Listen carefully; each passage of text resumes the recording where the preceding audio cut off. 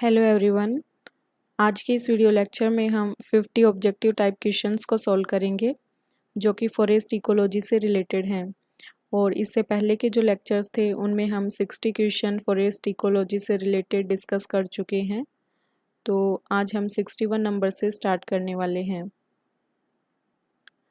हमारा आज का फर्स्ट क्वेश्चन है कि the term dead with respect to a water body refers to, यानी किसी वाटर बॉडी को डेड वाटर बॉडी कब कहा जाता है। तो अगर कोई वाटर बॉडी एक्वेटिक लाइफ को सस्टेन करने में सक्षम ना हो पाए तो ऐसी स्थिति में हम उस वाटर बॉडी को डेड वाटर बॉडी कहते हैं। तो ए जो है वो आपका यहाँ पे आंसर होगा। अगला क्वेश्चन है कि example of water borne disease. तो ऑप्शन दिए गए हैं small pox, meningitis, diarrhoea and cholera. तो जो हेजा है उसी को कोलेरा कहा जाता है और ये एक वाटर बोर्न डिजीज है।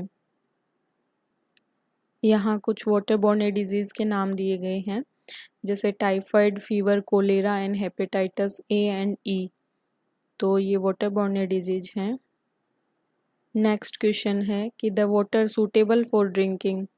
तो इसको कहते हैं पोर्टेबल वाटर यानी पीने योग्य पानी। अगला क्वेश्चन है कि the best house hold method to obtain portable water. तो देखिए हाउस होल्ड मेथड पूछा आपको, तो ऑप्शंस देखिए filtration, boiling, chemical treatment and decantation. तो जो हाउस होल्ड है वो यहाँ पे ऑप्शन है बी, बॉइलिंग का मेथड। अगला क्वेश्चन है कि the branch of biology which is concerned with the inter relationship between plant and an animal is. तो बायोलॉजी की ये जो ब्रांच है जिसमें प्लांट एंड एनिमल के बीच इंटर रिलेशनशिप से रिलेटेड है, इकोलॉजी आंसर होगा। हमारा नेक्स्ट क्वेश्चन है कि the largest unit of living organism on earth is. तो जो लार्जेस्ट यूनिट है वो लिविंग ऑर्गेनिज्म की वो है बायोस्फीयर एंड जो स्मॉलेस्ट है वो है ऑर्गेनिज्म। तो इकोलॉजिकल हायरार्की यहाँ दी गई है फ्रॉम लार्जेस्ट टू स्मॉलेस्ट। तो आप देख सकते हैं सबसे लार्जेस्ट है बायोस्फीयर, फिर है biome, ecosystem, community, population and organism. Next question है कि what are the component of an ecosystem are. तो बायोटिक एंड एबायोटिक दोनों ही कंपोनेंट होते हैं इकोसिस्टम के। ए एंड बी आंसर हो जाएगा सी। अगला क्वेश्चन है कि ग्रीन प्लांट्स आर। तो ग्रीन प्लांट्स हैं वो प्रोड्यूसर होते हैं और हम ह्यूमंस हैं वो कंज्यूमर्स में आते हैं, और जो फंजाई वगैरह हैं ये डिकम्पोजर में आते हैं। अगला क्वेश्चन है कि for domestic drinking water supply the total dissolved should not exceed. तो यहाँ पे टोटल डिजोल्व्ड सॉलिड के बारे में पूछा गया है, TDS। तो ये जो स्टैंडर्ड डिसाइड किया गया है ये है 500 पार्ट पर मिलियन। बी जो है वो आंसर होगा। डोमेस्टिक ड्रिंकिंग वाटर के लिए ये स्टैंडर्ड है। नेक्स्ट क्वेश्चन है कि which of the chemical is responsible for the reduction of ozone content of the atmosphere. तो CFC जो है वो रिस्पॉन्सिबल है, क्लोरोफ्लोरोकार्बन। अगला क्वेश्चन है कि acid rain occur when atmosphere is heavily polluted with. तो लास्ट लेक्चर में भी हमने इसको देखा था, SO2 एंड NO2।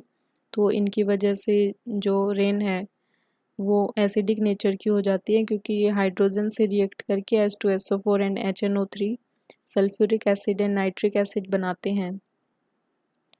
अगला क्वेश्चन है कि spraying of DDT on crops cause pollution. तो देखिए DDT की वजह से सॉइल पोल्यूशन भी होता है और वाटर पोल्यूशन भी। ए एंड बी आंसर होगा। नेक्स्ट क्वेश्चन है कि soil erosion can be prevented by. तो ऑप्शन दिया गया ओवर ग्रेजिंग, तो ये रॉन्ग हो जाएगा। एफोरेस्टेशन यानी वृक्षारोपण। तो वृक्षारोपण से हम सॉइल इरोजन की प्रॉब्लम को सॉल्व कर सकते हैं।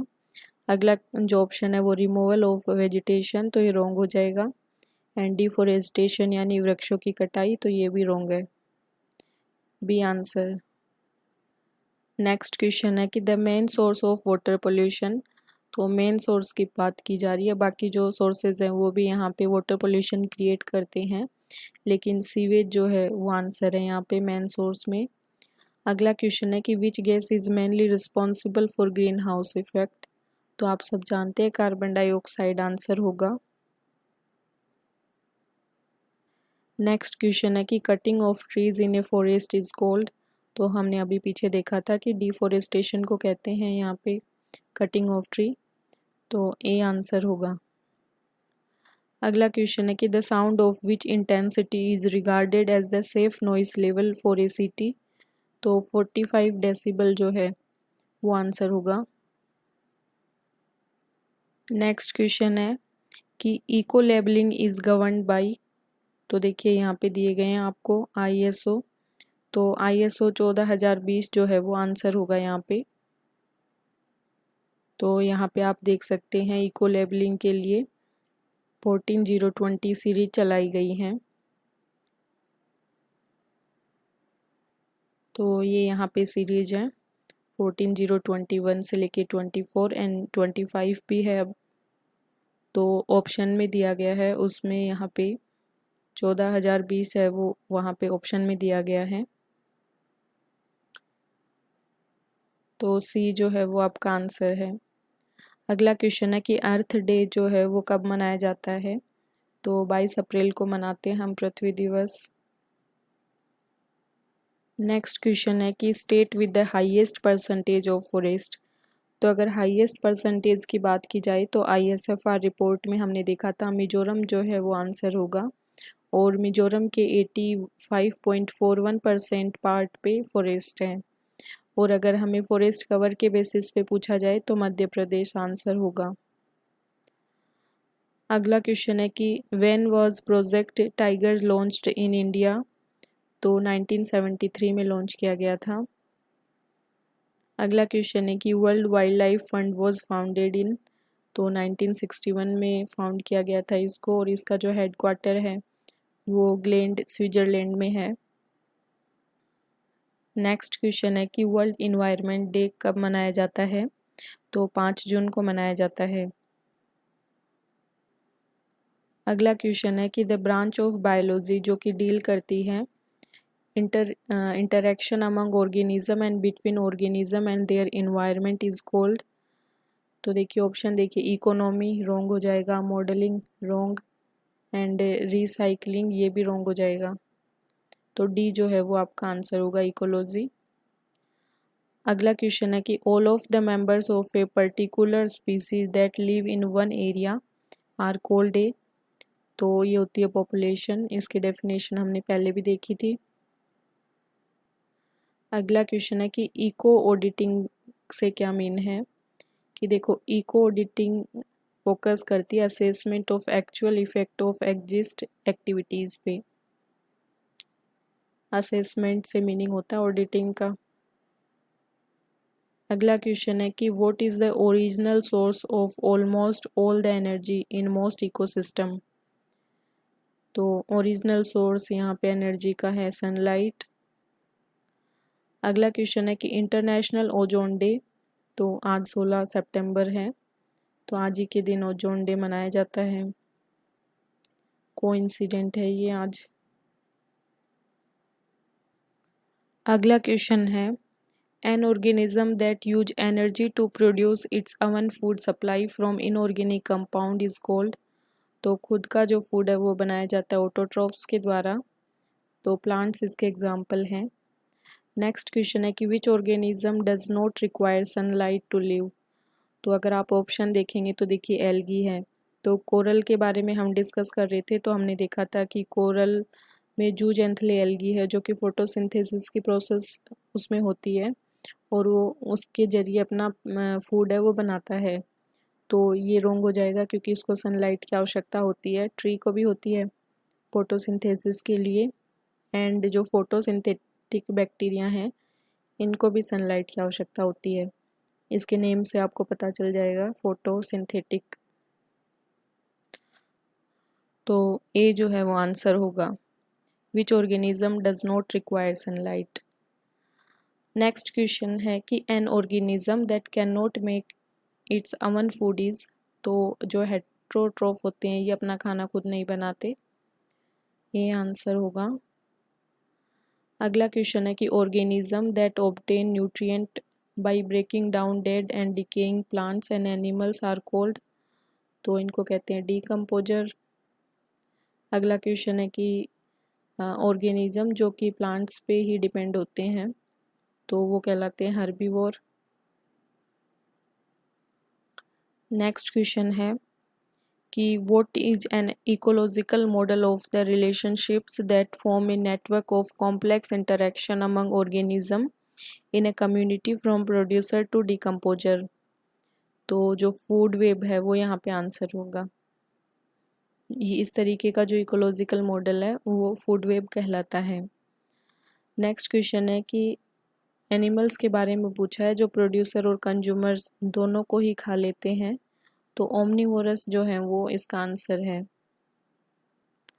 नेक्स्ट क्वेश्चन है कि only 10% of the energy stored in an organism can be passed on the next trophic level of the remaining energy some is used for the organisms life process and the rest is, तो देखिए सिर्फ 10% है वो आगे पास की जाती है और जो बाकी की है उसमें ऑर्गेनिज्म खुद के लिए यूज करते हैं और जो बाकी की है वो एलिमिनेट कर दी जाती है एज हीट।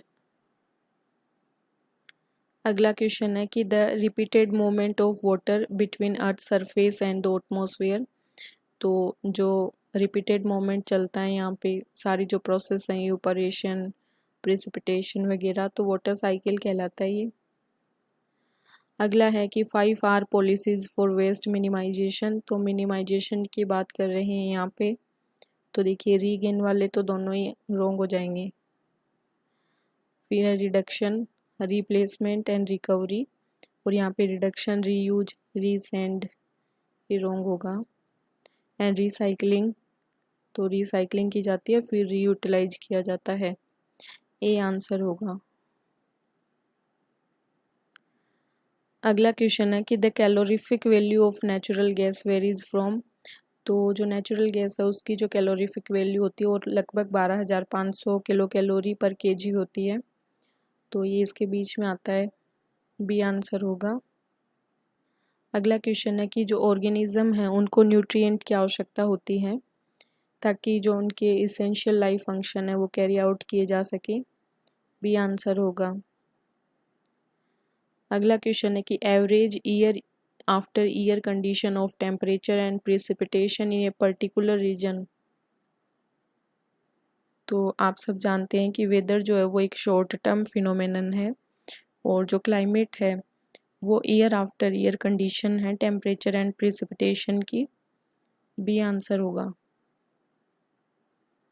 नेक्स्ट क्वेश्चन है कि BOD of the effluent discharged on land for irrigation should not exceed, BOD से मीन है यहाँ पे बायोलॉजिकल ऑक्सीजन डिमांड, तो 30 mg पर लीटर आंसर होगा।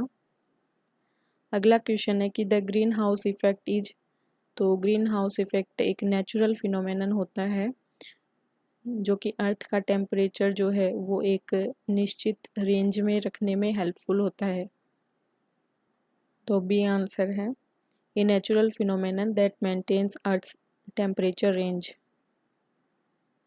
नेक्स्ट क्वेश्चन है कि इकोटोन इज, तो इकोटोन के बारे में हम प्रीवियस वीडियो में भी देख चुके हैं, ये जोन ऑफ ट्रांजिशन होता है दो इकोसिस्टम के बीच, तो आंसर होगा डी, ए zone between two ecosystem.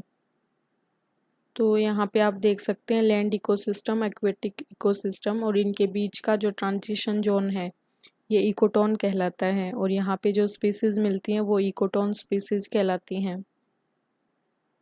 Next question है कि which is a biotic factor that affects the size of a population in a specific ecosystem, तो देखिए बायोटिक फैक्टर की बात की जा रही है यानी लिविंग ऑर्गेनिज्म की बात करेंगे हम, तो ऑप्शन में देखिए एवरेज टेम्परेचर, तो टेम्परेचर है बायोटिक है तो रॉन्ग हो जाएगा। नेक्स्ट में सोइल है वो भी रॉन्ग हो जाएगा। अगला है ऑक्सीजन, तो ये भी एबायोटिक है, तो लिविंग ऑर्गेनिज्म की बात कर रहे हैं हम, सी जो है वो आंसर होगा, number and kinds of predator in the ecosystem. अगला क्वेश्चन है कि बायोगैस इज कंपोज्ड ऑफ, तो एथेन, मैथेन, CO2 ये सब होते हैं बायोगैस में, और सबसे ज़्यादा क्वांटिटी में मैथेन मिलता है। डी आंसर होगा यहाँ पे। अगला क्वेश्चन है कि N interaction in which one organism capture and feeds on another organism. तो प्रिडेशन जो है वो आंसर होगा। तो वन ऑर्गेनिज्म के द्वारा दूसरे ऑर्गेनिज्म को कैप्चर किया जाता है और उसको यहाँ पे उसी पे वो आश्रित होता है। तो ए आंसर है। ये नेगेटिव टाइप का इंटरेक्शन है। अगला क्वेश्चन है कि no two species can occupy the same niche in the same habitat at the same time. तो ये जो कंपटीशन की होता है आपस में, इस वजह से नहीं होता। तो सी जो है वो आंसर होगा, because of the competitive exclusion principle. तो जो मोर पावरफुल है वो यहाँ पे सरवाइव करता है। अगला क्वेश्चन है कि a symbiosis in which both species benefits. तो दोनों स्पीसीज बेनिफिट होती हैं म्यूचुअलिज्म में। तो कोरल जो है उसका एग्जाम्पल हमने देखा था। तो कोरल में जूजेंथली है उसको भी हेल्प होती है, एंड जूजेंथली जो फोटोसिंथेसिस के जरिए खाना बनाता है उसको कोरल के द्वारा यूज किया जाता है, और कोरल है वो प्रोटेक्शन प्रदान करती है जूजेंथली को। तो लास्ट वीडियो में हमने ये डिस्कस किया था।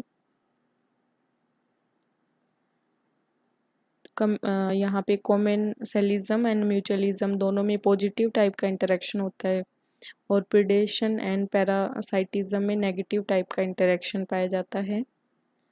अगला क्वेश्चन है कि the series of predictable change that occur in a community over time. तो ये होते ecological succession, primary and secondary type के होते हैं। इन सबको हमने फर्स्ट जो वीडियो था इकोलॉजी से रिलेटेड उसमें डिस्कस किया था। बी आंसर होगा। तो इस तरीके से हमने 50 क्वेश्चन यहाँ पे सॉल्व किए हैं, और बाकी के क्वेश्चन हम नेक्स्ट वीडियो में करेंगे discuss. So thank you so much, have a nice day.